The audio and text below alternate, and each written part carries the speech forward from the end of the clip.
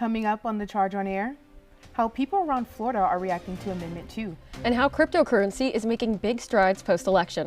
Also, UCF has already started celebrating for the holiday season. In sports, UCF volleyball has officially broken their 10-game losing streak. All right, Knights, ready your shields. The Charge on Air starts now.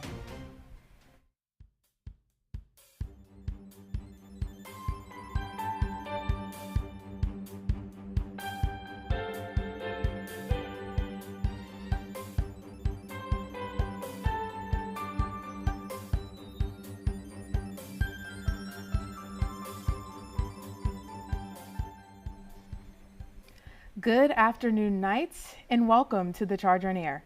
I'm Gabrielle Giles. And I'm Sophie Diaz. Today is Friday, November 22nd, 2024.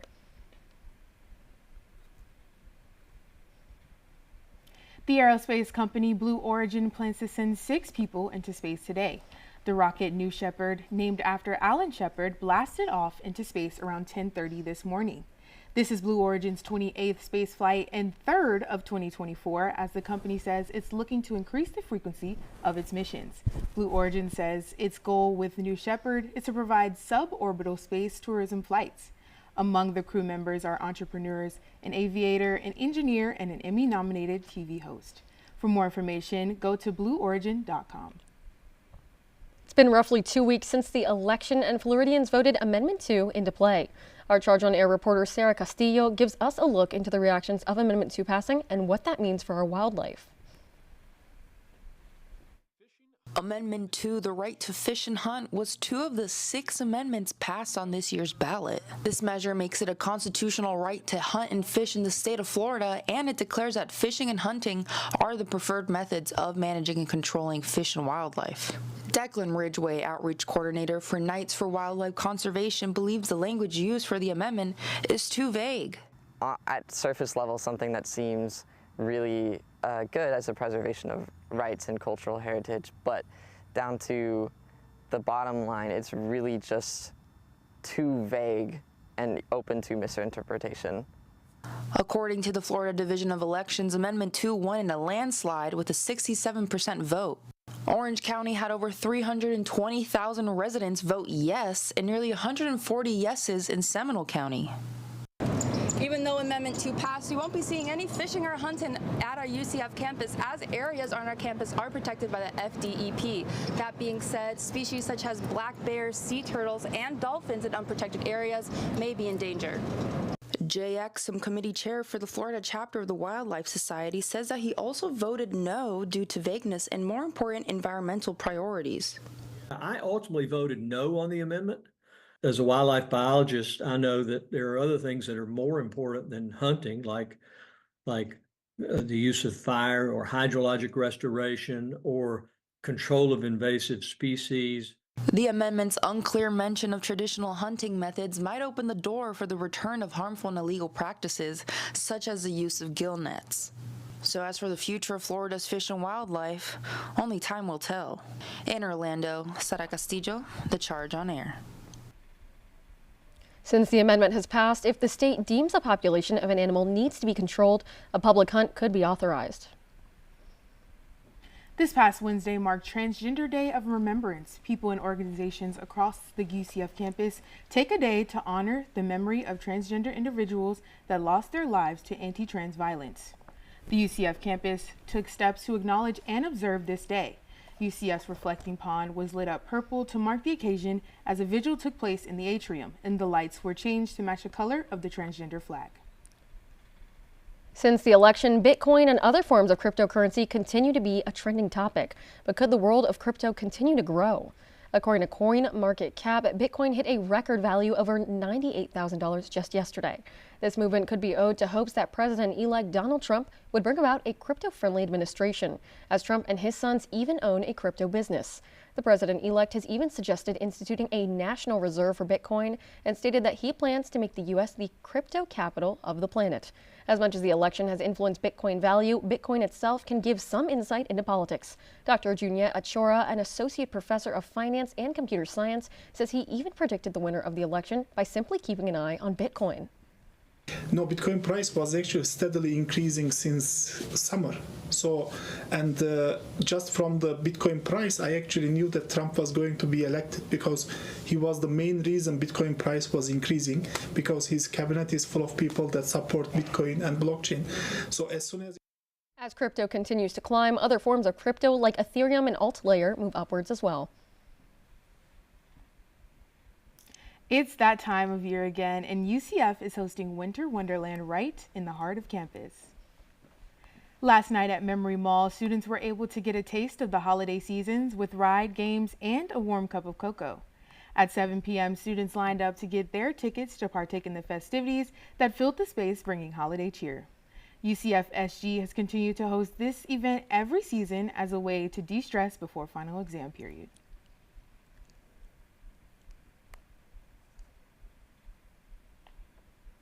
So, Gabby, are you headed anywhere special for the holidays? You know, I think I'm just going to chill. I'm going to stay at home this holiday season, not do too much. You know what I'm saying? Honestly, same here. I'm a little relieved I won't be dealing with any airport crowds or any travel headaches. Yeah, me either. And we're keeping an eye out for any travelers, though. Yes, the Charge on Air reporter Jeremy Bellande headed to Orlando International Airport, where they expect to see 186,000 travelers to pass through the airport just today.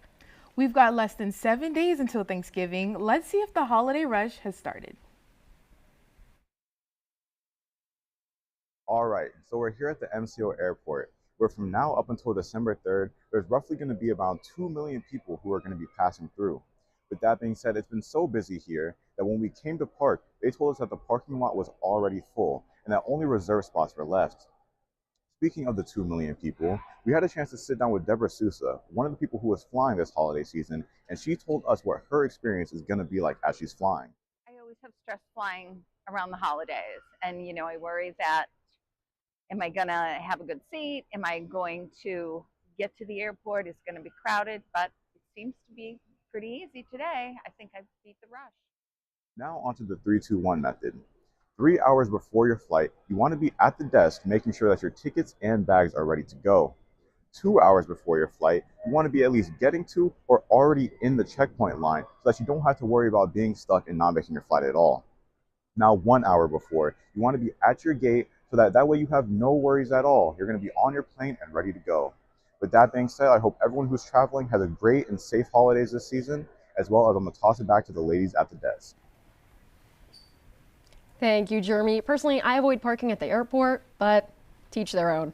Me too. I prefer Uber or anything like that. Exactly. But while things are heating up at the airport, we're feeling the cool temps outside.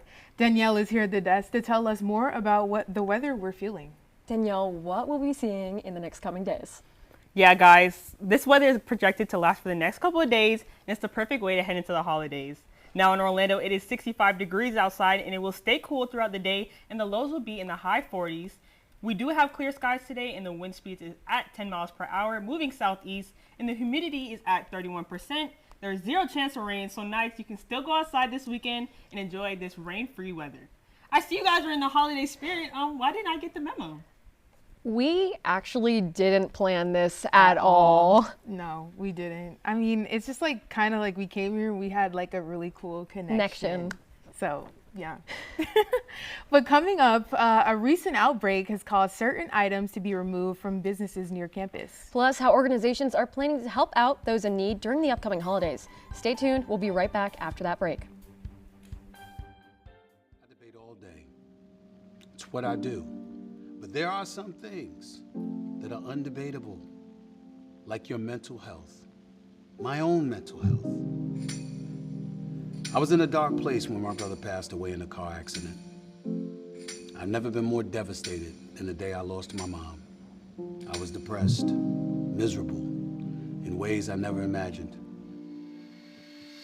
I reached out, and my sisters came, my pastor, my therapist. They helped me get through it. I found that the more I spoke up, the healthier my mind became. The chaos that was in me began to subside. I was more focused, clear. When you love your mind, you can go so much further. That's not up for debate. Find mental health resources at loveyourmindtoday.org.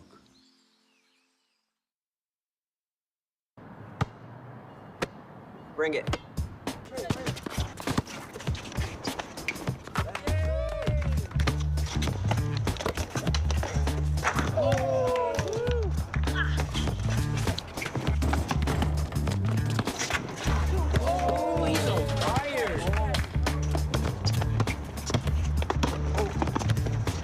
Time out, guys. I'm late to dinner. My mom's gonna kill me. Catch you guys later. Mom wants us home. Okay. Bye, guys. You guys need a ride? Sure. Yeah. All right. How about some one-on-one? I gotta go eat, man. Sorry, I'll see you later.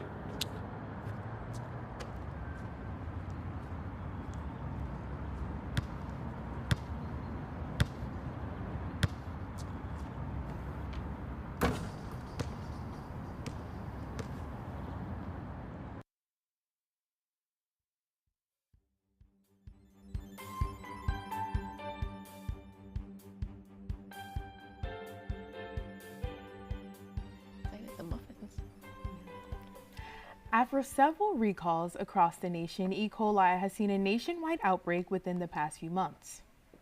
This week, an organic carrot brand, Grimway Farms, has been recalled from several stores across the country. This comes after the CDC announced the recall of the popular McDonald's Quarter Pounder burgers. The recall has caused the franchise to pull Quarter Pounders off the menu at some locations temporarily. Just earlier this year, there were 2 E. coli outbreaks in walnuts and raw cheddar cheese. UCF microbiology professor Camila Amavero explains how E. coli can infect things like packaged produce. But for E. coli, generally we find them in meats like ground beef. We can find them in leafy greens, onions. And the way they get into these locations for the leafy greens, the onions, is generally because the water that they were in or some kind of contamination occur from fecal matter. So E. coli is the bacteria that can grow in the gut of animals and humans. The Quarter Pounders added back to the McDonald's menus, but the carrot recall is still in effect until the CDC closes the investigation. If you have been infected with E. coli, know the symptoms and get checked out. If you're a student staying here in Orlando for the holidays and you're not sure where to go for Thanksgiving, there's no need to worry. There's a few options on where to fill your plate. No matter if you're in Orange or Seminole County, there's a piece of turkey waiting for you. Organizations like Table of Grace and Empower Meal Prep will be handing out meals on Thanksgiving Day. Some students on campus work with organizations like the Desire Foundation and Straight Street Incorporated. Asia Marie Ulade, Community Service Chair at UCF's NAACP, says giving back is always something she's been passionate about. It's kind of something I've always been interested in. I've been doing surveys for a long time, ever since I was a kid. So just giving back to my community and something that's bigger than me is always something I'm passionate about. You never know who you can meet and what opportunities you could gain from it. So not only just helping other people, but seeing what you can learn internally. So. Olade says the Desire Foundation will be hosting its food drive along with free clothes and hygiene products tomorrow morning. For more information on where to get a free meal on Thanksgiving, visit feedingamerica.org. Starting next semester, UCF students can look forward to a new dining alternative. This week, UCF student government announced that the student union will be featuring the Halal Shack next spring.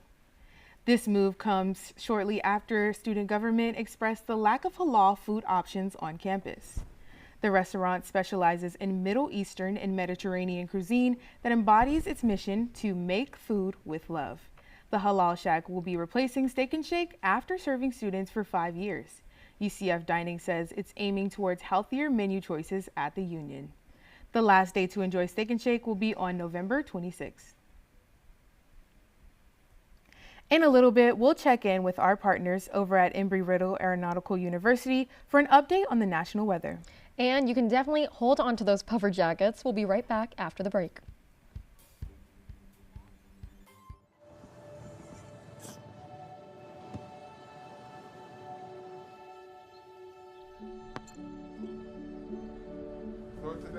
I don't remember how it started.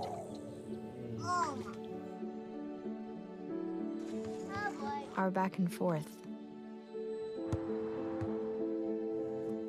Victory. Fumble. Repeat. It always came back.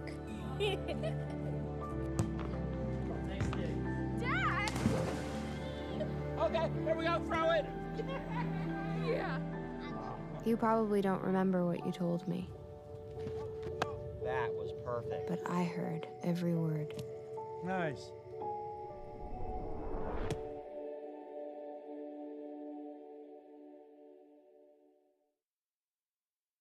I was a quarterback at Hardaway High School, college first round draft pick on and off the field. We were taught to not show any signs of weakness. During the football season, I would stop eating, but I didn't know I was depressed. I thought that something was wrong with me. For 20 plus years was physical. We didn't have any education behind what mental health was. I started to learn it starts here first. If this is together, I'll be better as a father, as a man, and as a husband. Put the importance on your mental health. I'm not scared to talk about it anymore. The first tool is therapy. The second one is positive self-talk. And then journaling, putting your thoughts on paper. We have to redefine what being a strong man is and heal, love your mind. Now let's go ahead and check in with student meteorologist Dominic Carrico from Embry-Riddle Aeronautical University for a glance at our national forecast. Well, the big story nationally has been that bomb cyclone feature out across the Pacific Northwest. Thankfully, that is moving away, but we're still dealing with rounds of moisture here across the western tier of the nation, and that is also aiding in some impressive snowfall totals across the higher elevations. We'll continue to keep an eye on that. We also have this upper level low feature here across portions of New England, dragging that rain and snow across places like New York, Pittsburgh, Philadelphia, seeing some pretty messy weather as we head into the upcoming pre-Thanksgiving holiday weekend. Across the nation, though, we're going to keep it relatively tranquil the next few days. Not really talking about much, but the big story, of course, is that chill. Take a look at these temperatures as we wake up. Saturday morning, talking about 30s and 40s across the nation, and the chilly air even settling in here to Central Florida. With more on that, here's UCF. Thanks, Dominic. Now let's check in with our very own weather anchor, Danielle Strong, for a look at what's in store for us and whether or not we can expect more cozy weather.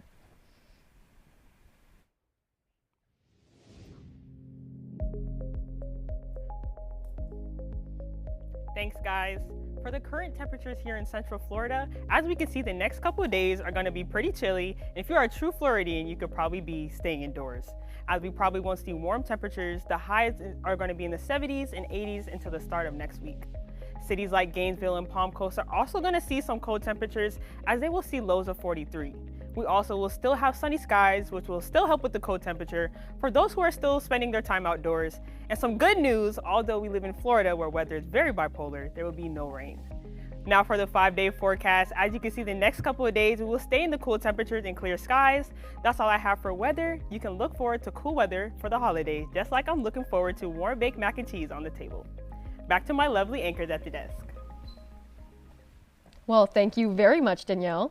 Coming up in sports, Knights basketball has been sweeping the competition recently. Plus, soccer season is wrapping up. Let's see how they did. After the break, our very own sports anchor, Abby Smith, will have more for you.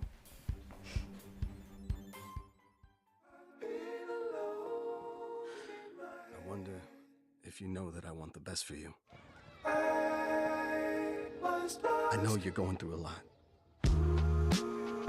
I wonder if you know that the big homie needs help too. He can't just rebound from everything.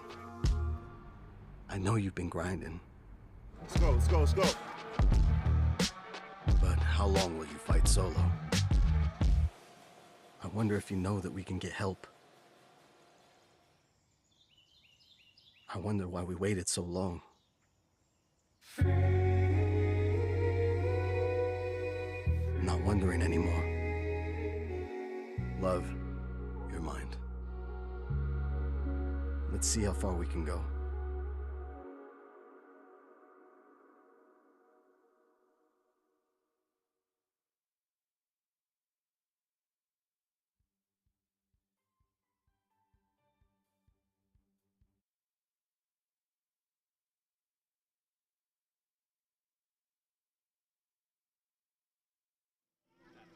how to safely build a fire, how to control the flames,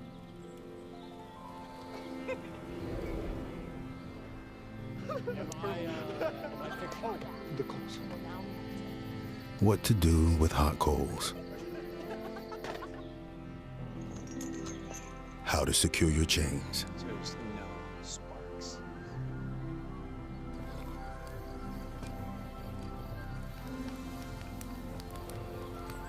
but I can only teach wildfire prevention. Only you can prevent wildfires.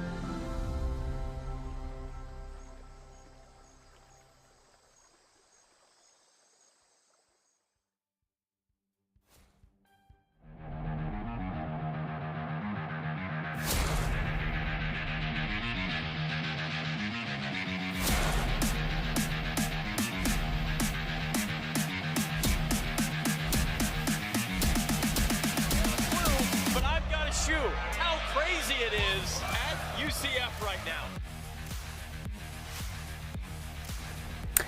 What's up, Knights? I'm Abby Smith, here to give you the latest on the sports action that's happening on campus. We've got exciting highlights in volleyball with the senior night and a big win from the men's basketball team this week. Also a recap of the soccer team season. The Knights took down Kansas State in Wednesday's game for the volleyball team's annual senior night. Before the matchup started, the team honored its 5 departing seniors: Alexia Kuhl, Emily Wilson, Heidi Bondi, Caitlin Grimace, and Chloe Shear. UCF won the game 3-2 in a seat-clenching battle. This was the first win for the Knights in 10 games. Head coach Jenny Murray reflects on what the team's expectations are for the rest of the season. Kind of seen everything to this point and experienced everything, so now it's being able to adapt to this team, but really take everything that we've learned and along with building some confidence along the way and just play our best match. Wednesday's game was the last home matchup for the season. The Knights' next challenge will be against number 20 Gators tomorrow at 4:30 p.m. in Gainesville. The UCF men's basketball team played the Tennessee Tech Golden Eagles on Tuesday. Charge on Air reporter Andrew Montana breaks down the X's and O's of the games and what's next for the Knights.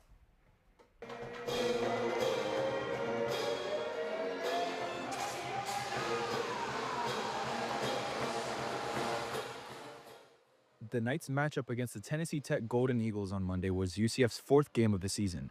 The Knights' record going into the game was 3-0, whereas the Golden Eagles' record was 3-3, with both teams looking for that 4th win. By halftime, the Knights held a 15-point lead, and one of the key factors in that first half, besides the rebounding, was the offensive versatility to score the ball. UCF men's basketball head coach Johnny Dawkins spoke about the impact scoring had on the team's early success. We wanted to, install a new system for the team that we were building this year with the players we had coming in. Defensively, we defended. That's kind of our, trademark here. We've defended, every year. But we wanted to combine that with a more high-octane offense. Now, obviously, securing the win is always ideal, but there was one scoring milestone the crowd was waiting for all game. I'm here at Edition Financial Arena, and it's currently halftime at the UCF against Tennessee Tech game. The Knights are up 47-32, but the question for the day is if Darius Johnson is going to crack his 1,000 career point mark. He currently sits 3 points shy at halftime. Will he break it? Let's go find out. And crack 1,000 points he did.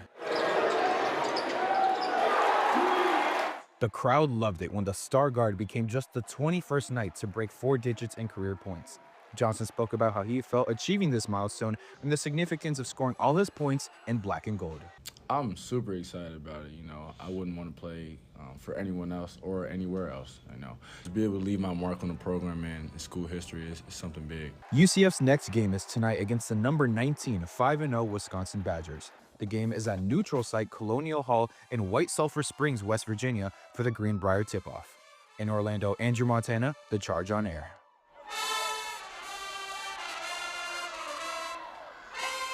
Unfortunately for the Knights, The visiting Badgers are favored 65.9% according to ESPN.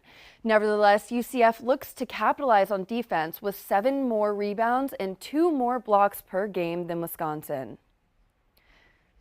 The UCF men's soccer team finished an exciting season in the Sun Belt Conference. It had ups and downs, but they fought hard every step of the way. The Knights showed strength at home, remaining undefeated on their own turf, but it was a different story on the road, when the team managed only just 1 win. A key moment came when Luca Duranto scored his 40th career goal over South Carolina, the top offensive team in the conference. As a striker, Drew Hansen would describe it, it was an exciting season with plenty of growth opportunities. Team chemistry really improved over the course of the season, and we had a lot of guys who didn't get to play a lot in the beginning of the season, and then towards the end they got to play a lot. So I think a lot of individual growth, and then by the end I felt that our team really gelled both on and off the field, which was really cool. Seeding number 3 in the conference, the Knights qualified for the tournament but were eliminated in the first round by James Madison, ending their 2024 season. Although the season ended sooner than hoped, the Knights are proud of their progress and the potential that they've shown. Well, that's all the time that we have now. Back to the anchors at the desk. Thank you, Abby. That's our time for right now. Thanks for joining us. And remember, you can always keep up with us during the week on our website, thechargenews.com. And on behalf of all of us, thank you to our news team and anyone who has contributed on The Charge on Air, no matter how big or how small. This was our first season as The Charge on Air, and we thank you for keeping us through it all. Have a great day. Woo!